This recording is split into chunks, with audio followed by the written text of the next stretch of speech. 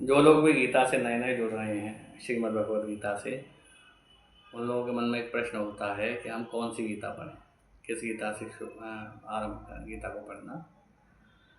तो इस प्रश्न का पहला उत्तर तो यही है कि कौन सी गीता तो होती नहीं है, गीता तो एक ही है, जो महाभारत का अंश है, जिसमें 700 श्लोक हैं, जिसमें भगवान कृष्ण ने अर्जुन को उपदेश दिया है और उसके मुँह को दूर किया है, और महाभारत का अंश है, महाभारत युद्ध के अंतर्गत। गीता को यद्यपि कई प्रकार की गीताएँ प्राप्त होती हैं ग्रंथों में, लेकिन मैं बात कर रहा हूँ श्रीमद् भगवद गीता की, जिसमें भगवान कृष्ण ने अर्जुन को उपदेश दिया है। तो वो गीता तो एक ही है। तो फिर वो गीताएँ कौन सी हैं जो आजकल प्रचलित हैं? तो देखिए, मैं उदाहरण दूँ कि जैसे दो व्यक्ति कोई बात कर रहे हैं, बहुत ही अच्छी दार्शनिक बात कर रहे हैं और वो इतनी गहन है। अब जहाँ अर्जुन और भगवान कृष्ण बात कर रहे हैं, वो कितना गहन उपदेश होगा।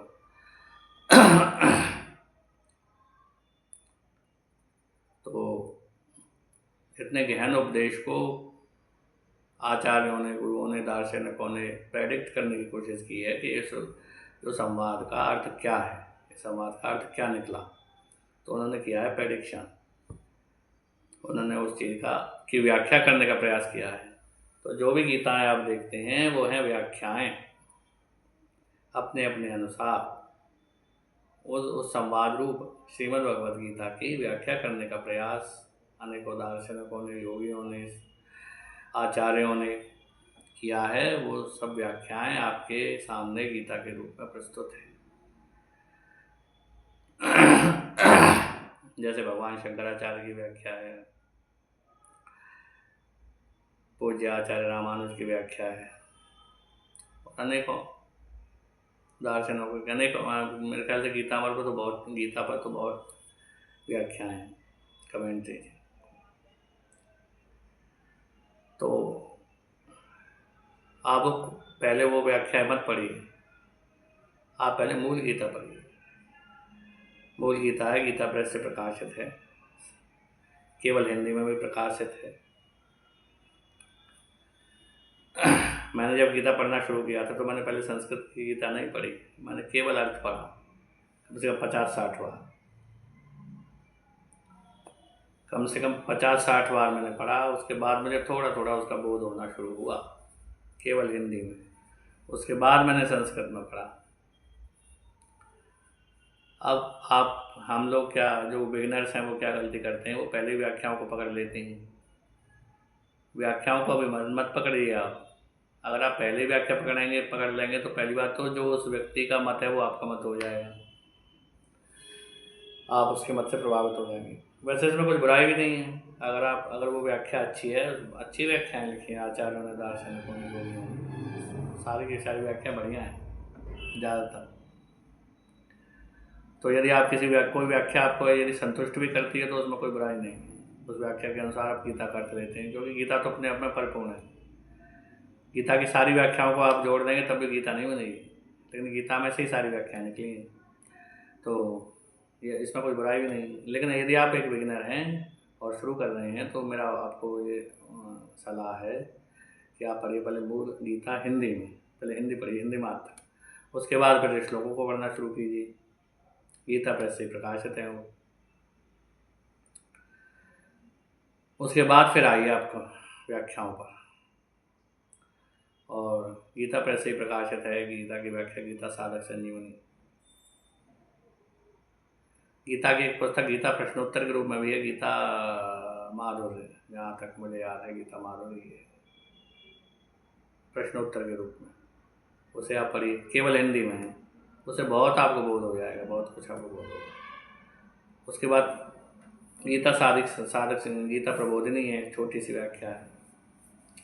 गीता चिंतन है, गीता प्रेस से प्रकाशित है, गीता चिंतन, वो भी एक अच्छी बुक है, अच्छी पुस्तक है गीता पर।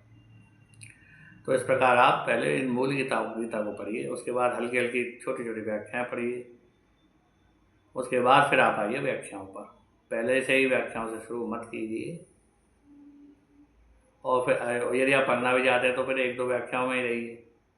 यदि आप एक से अधिक व्याख्याएँ पढ़ेंगे तो आप हो जाएंगे कन्फ्यूज्ड, क्यों? क्योंकि सभी व्याख्याएं अलग अलग तरीके से की गई हैं, सबका अपना परीक्षण का तरीका है।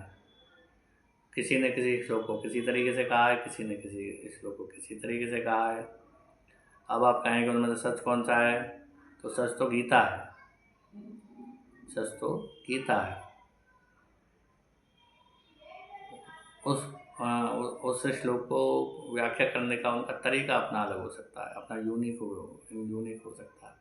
अब गीता है ही इतनी गहन कि उसका अंत ही नहीं आ रहा है। अब भी व्याख्याएं लिखी जा रही हैं, आगे भी लिखी जाती रहेंगी, अनेकों व्याख्याएं होती रहेंगी, क्योंकि गीता अनंत है। इसका कारण क्या है कि गीता की व्याख्याएं अनंत है? क्योंकि गीता की जो स्थिति है वो अनंत है। गीता की ब्राह्मी स्थिति, गीता की गुणातीत स्थिति, गीता की जो भक्त की स्थिति है, वो कोई व्याख्या करने लायक, वो कोई व्याख्या में समा थोड़ी सकती है।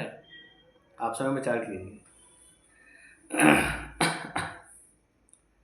ब्राह्मी स्थिति, अब इसकी आप क्या व्याख्या करेंगे? यो न द्वेष्टि न कांक्षति, इसकी आप क्या व्याख्या करें? क्या व्याख्या हो सकती है इसकी? गुणातीत अवस्था की क्या व्याख्या हो सकती है, जो 14वें अध्याय में भगवान ने कहा है? उसकी व्याख्या क्या होगी शब्दों में?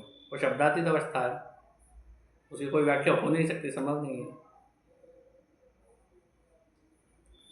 उसकी व्याख्या कैसे हो सकती है? जो शब्दातीत अवस्था है, जिसको मन समेत जे जान न मानी, जहाँ पर मन की गति नहीं है, जहाँ पर बुद्धि की गति नहीं है, और उसको यदि आप उस अवस्था को व्याख्याओं से समझने का प्रयास करेंगे तो आप कभी नहीं समझ पाएंगे। ये बात आप निश्चित जान लीजिए। आप मेरी बात पर विश्वास करें या न करें, लेकिन सत्य यही है कि व्याख्याओं से यदि आप गीता को समझने का प्रयास करेंगे तो कभी नहीं जान पाएंगे। तो कैसे आप गीता को जान सकते हैं? गीता का आनंद लेकर, गीता के साथ रहकर आनंद लो। गीता का अध्ययन करो, गीता पर चिंतन करो, मनन करो, भगवान से प्रार्थना करो, हे प्रभु हमें इस गीता का अर्थ स्पष्ट हो जाए। जिस प्रकार मैं ले रहा हूँ गीता का आनंद, उस प्रकार आप लीजिए। यदि आपको अकेले गीता का आनंद आपसे नहीं लिया जा रहा है तो मेरे साथ लीजिए, मेरे इस चैनल के साथ जुड़े रहिए और गीता के नए नए अर्थों का अनुसंधान कीजिए। आगे के वीडियोज़ में मैं गीता की कुछ टीकाओं पर चर्चा करूँगा और गीता के कुछ श्लोकों पर भी मैं चर्चा करूँगा। अभी के लिए फ़िलहाल इतना ही। हो सकता है गीता पर से प्रकाशित कुछ गीता की जो पुस्तकें हैं उन पर भी मैं चर्चा करूं। तो अभी फ़िलहाल इतना ही। नमस्कार।